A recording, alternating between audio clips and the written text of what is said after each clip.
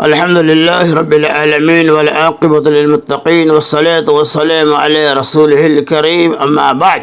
عن عمر وهو على المنبر: يا أيها الناس تواضعوا فإني سمعت رسول الله صلى الله عليه وسلم يقول: من تواضع لله رفعه الله وهو في نفسه صغير وفي أعين الناس عظيم، ومن تكبر وضعه الله وهو في أعين الناس صغير وفي نفسه كبير حتى له أهون عليه من كلب أو خنزير۔ حضرت عمر رضی اللہ تعالیٰ عنہ کہتے ہیں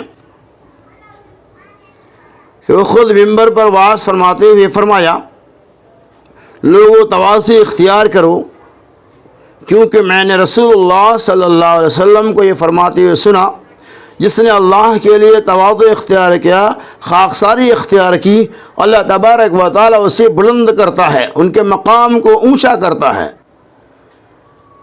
گرچہ وہ اپنے نزدیک تو چھوٹا ہوتا ہے لیکن لوگوں کی نگاہ میں بڑا ہوتا ہے، اور جس نے تکبر، گھمنڈ، غرور کیا، اللہ اسے پست کر دیتا ہے۔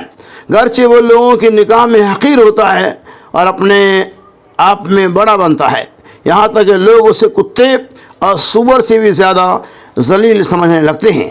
اس حدیث پاک سے یہ پتہ چلا کہ جو بندہ اللہ کے لیے عاجزی اور انکساری کرتا ہے، اللہ تبارک و تعالیٰ ان کے مقام کو بڑھاتا ہے۔ ایک دن حضرت عمر رضی اللہ تعالیٰ عنہ منبر پر وعظ فرما رہے تھے۔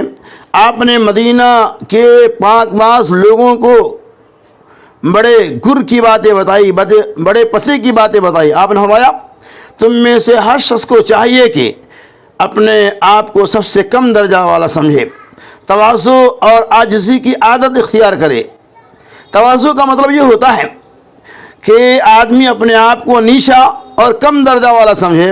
اس کے بعد حضرت عمر بن خطاب رضی اللہ تعالی عنہ نے عام حکم دیا کہ میں نے رسول اللہ صلی اللہ علیہ وسلم سے فرماتے ہوئے سنا تھا کہ جو شخص اللہ کے لیے تواضع اختیار کرتا ہے، پھر اس کی یہ حالت ہوگی، وہ اپنے آپ کو گرچہ ہیچ اور کمزور سمجھے گا لیکن لوگ اسے بڑا سمجھیں گے۔ پھر آپ نے فرمایا: جو اپنے آپ کو بڑا سمجھے گا، اللہ اسے پست اور ذلیل کر دے گا۔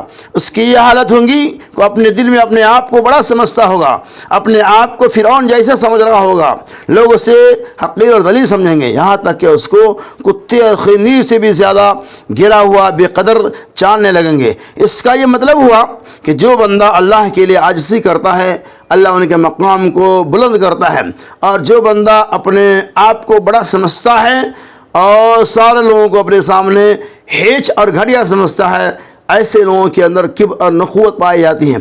لہذا اللہ سے دعا کہ اللہ تبارک و تعالی ہمیں کبر سے بچنے اور ہمیشہ تواضع، عاجزی اور انکساری کو اپنی زندگی کے اندر داخل کرنے کی توفیق رفیق عطا فرمائے۔